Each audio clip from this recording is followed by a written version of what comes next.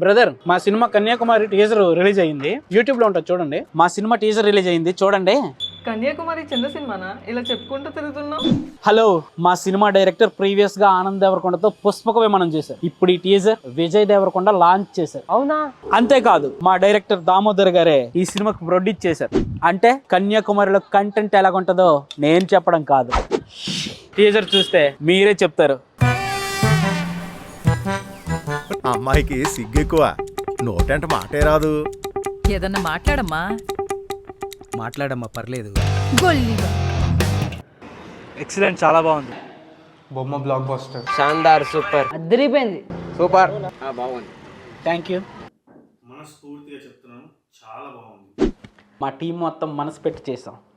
మీ మనసులు దోచేయకుండా ఎలా ఉంటుంది?